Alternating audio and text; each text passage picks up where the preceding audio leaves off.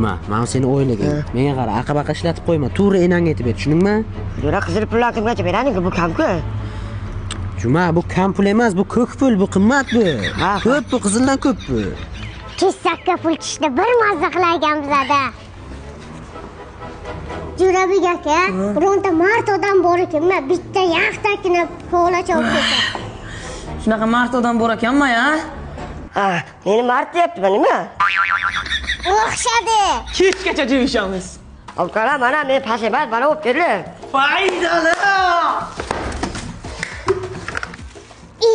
Savunni nima olib keldingiz? Shaka turgan olib kelardim-da.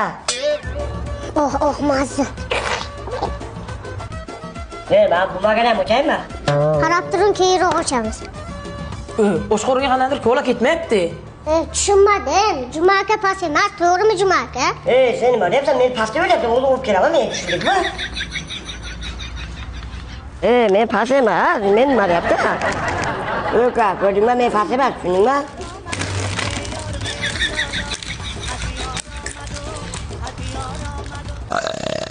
Juma aka, pas bo'lmang aka. Juma, senga nima qildi? Kechagi bergan pulingni bilmayman, qayerga ishlatdim, uyga borib fotim julib taylar. Ara uyga qo'chib kelyapman. Qayerga ishlatding?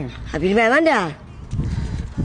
Men pulli bor-ku, to'g'ri uyingga aytib ber, tushundingmi? Mazan qo'chiram, ishda deb ko'raman aytib qo'y.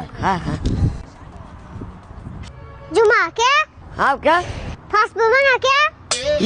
Men pas emas, uka. Havla, kesak. La la la la la la la la hamisha la la. Ulan bu grupça. Jardinni beraman. Islom aka, Jumanazar akamga ish vaqti uxlamay ekansiz desam, meni quvalab, ginomcha deb kelyaptilar. Nima bo'ldi? Meni gaplayman. Boboycha, nima naprigat qilyapsan bunga? Menga qara, ish vaqti uxlama, tushundingmi? Bor do'konni cho'zala. Jo'rab ginom cho'zdi debdimi? Endi qo'ymayman. Do'konga qamayman ginomga. Qapim qo'yma, tayto bilan yo'q qilib beraman. Mana qilasan.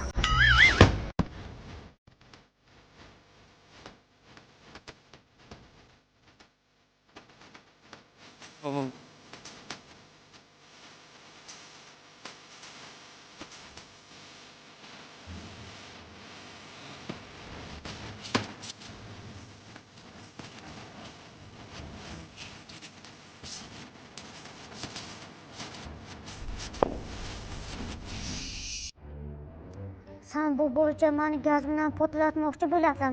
Hozir seni bir gazlayman. Juma aka. Sivit ichgan-ku. Sivit ichganmi?